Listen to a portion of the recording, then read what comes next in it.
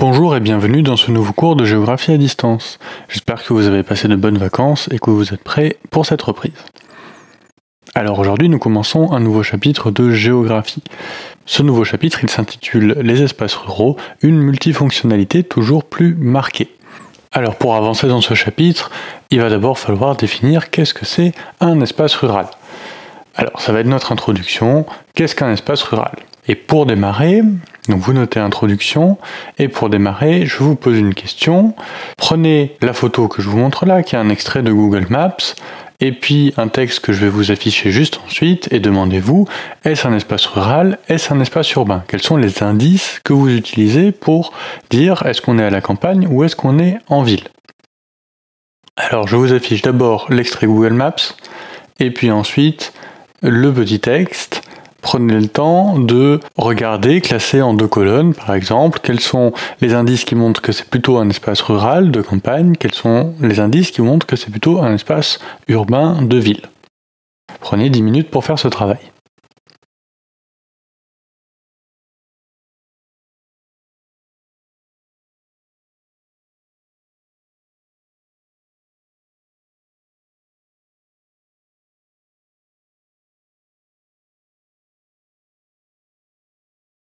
Alors pour la correction et pour la suite du chapitre, je vous ai mis en couleur les choses que vous avez à noter. Voilà, comme ça, tout ce qui est en noir, vous n'êtes pas obligé de le noter, c'est plutôt des choses que vous lisez là dans le PowerPoint, et puis tout ce qui est en couleur, vous l'écrivez. Le premier point important que vous avez probablement vu, c'est qu'il y a des zones d'agriculture, c'est-à-dire des champs qui prennent une taille importante sur cet espace. On le voit ici, sur l'image satellite Google Maps, on a des zones de champs assez importantes, et puis dans le texte, on nous parle de 569 000 hectares de terres cultivées, presque la moitié de la surface de la région. On a aussi des espaces naturels, des parcs, on les voit sur l'image, là je vous les ai mis en vert, et puis dans le texte on parle de parcs naturels régionaux, avec aussi 35 sites Natura 2000. Et enfin on a plutôt un habitat pavillonnaire, c'est-à-dire des maisons avec jardin, c'est ce que vous voyez ici, à chaque petite maison vous voyez autour de la verdure, c'est-à-dire un jardin. Donc ces 3 éléments, les zones d'agriculture d'une taille importante, les espaces naturels, de forêt ou de parc, l'espace pavillonnaire, les maisons avec jardin, tout ça, ça nous fait plutôt penser à un espace rural, pas à une grande ville. En même temps, on a aussi des éléments qui nous montrent qu'on est peut-être plutôt en ville. Alors d'abord dans le texte, on ne vous parle pas tellement d'un habitat pavillonnaire, mais plutôt d'une des agglomérations les plus denses du monde et d'une trop forte urbanisation. Et en même temps, on voit d'autres indices. On voit un espace bâti majoritaire, qu'on repère avec des magasins et des grands parkings, et puis des axes de communication assez importants sur l'image. Donc là, vous le voyez sur la photo. Alors tout ça, ça veut dire qu'on a aussi des éléments plutôt urbains. Donc que l'opposition ville-campagne, elle ne va plus de soi. Et qu'il n'y a pas de limite franche, ni en termes de paysage, ni en termes d'activité. Là, vous voyez, on a un espace où les deux se mélangent. On a à la fois des activités et des paysages ruraux et des activités et des paysages urbains qui sont ensemble sur le même espace. La séparation médiévale ville-campagne, marquée par une muraille bien claire, n'existe plus.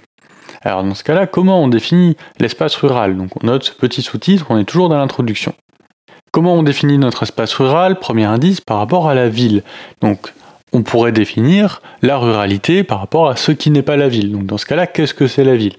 Alors la notion de ville, elle est évidente pour nous. On voit tous à peu près ce que c'est qu'une ville quand on dit une ville. Mais c'est très difficile de la faire rentrer dans une définition standard. Le critère numérique de la population, qui est le critère normal, en général on dit à partir de tant de population on est dans une ville, c'est très variable selon les pays. Vous voyez là, je vous ai mis des exemples, c'est 200 habitants au Danemark, 50 000 au Japon, et pour l'ONU, c'est 20 000. Donc on passe quand même à des seuils qui sont très différents, fois 100 entre l'ONU et le Danemark, et puis encore plus pour le Japon.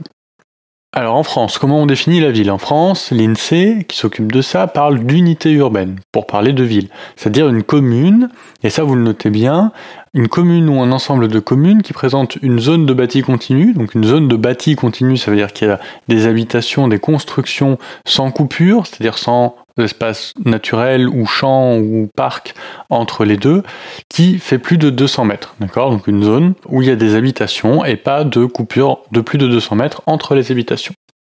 Et il faut que cette unité donc, de bâti continu, elle compte au moins 2000 habitants.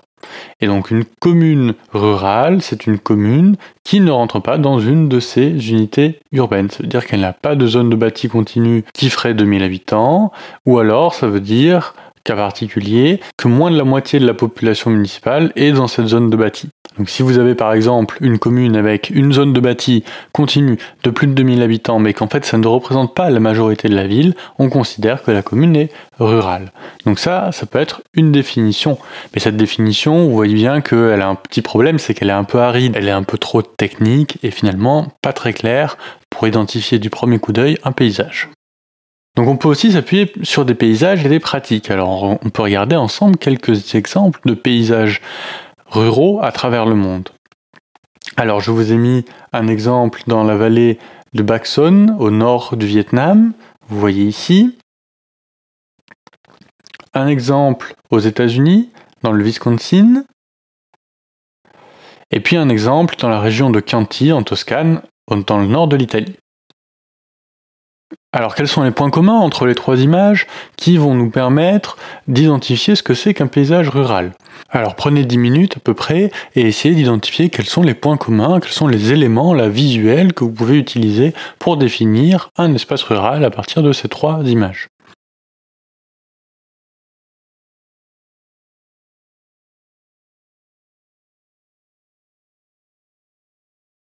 Alors pour faire un bilan, on retient trois critères. D'abord la faible densité. On n'a pas d'énormes tours d'habitation, de gros HLM. Là on a plutôt des petites maisons. On a aussi la prédominance de formes végétales dans les paysages. On ne voit pas de béton partout, au contraire on voit plutôt entre guillemets de la nature ou des champs. Et puis, justement, en parlant de ces champs, l'importance des activités agricoles, au moins en termes de surface. C'est-à-dire qu'il va y avoir deux grands espaces qui sont pris par les champs, les cultures, l'élevage. Donc ça veut dire que la ruralité, c'est pas seulement une question de nombre d'habitants, de densité.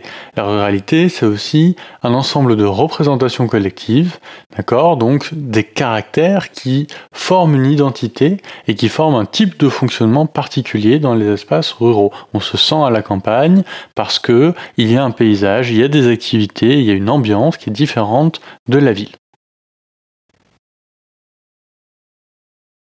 Pour terminer cette heure, où sont localisés les principaux espaces ruraux à l'échelle de la planète? Alors, je vous laisse travailler là-dessus, vous notez la question, et puis vous regardez la carte qui est là, et puis vous essayez de classer, de voir quels sont les espaces ruraux importants dans le monde.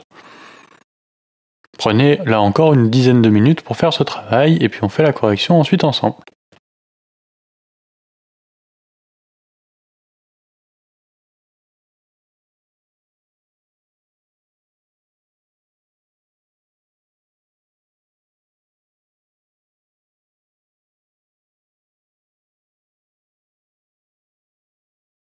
Alors en correction et pour terminer, on note que les espaces ruraux accueillent 3 milliards de personnes dans le monde. C'est beaucoup.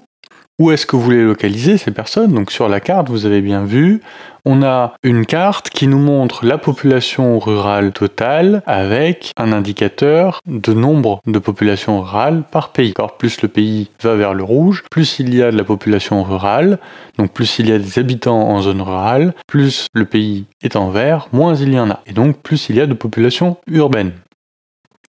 Alors sur la carte, vous avez remarqué que les espaces ruraux demeurent très densément peuplés dans les pays d'Asie de l'Est et du Sud, c'est assez évident, et surtout dans les zones risicoles, là où on fait du riz, parce que le riz permet de nourrir beaucoup de monde et demande beaucoup de main-d'œuvre, puisqu'il faut repiquer le riz à la main.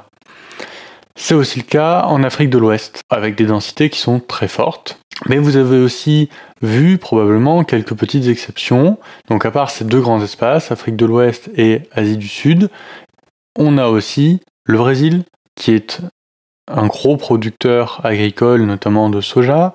On a les États-Unis, bien évidemment, et puis la Russie, Donc ces trois pays, ces trois puissances, sont des pays où il y a une forte population agricole. Mais regardez, c'est aussi parce que ce sont de très grands pays. Donc une bonne partie du pays est forcément rurale. Même s'il y a de très grandes villes qui regroupent beaucoup de population, la taille du pays fait que la population est moins concentrée dans les villes. Voilà, c'est tout pour aujourd'hui. On va juste noter la problématique du chapitre, qui est quelle trajectoire de développement suivent les espaces ruraux dans le monde. D'accord ? Donc ça veut dire, on va prendre les espaces ruraux et on va se demander comment ils vont évoluer dans les années qui viennent, comment ils sont en train d'évoluer. Voilà, ça termine notre introduction, et puis on continue ça avec notre grand 1 tout de suite après.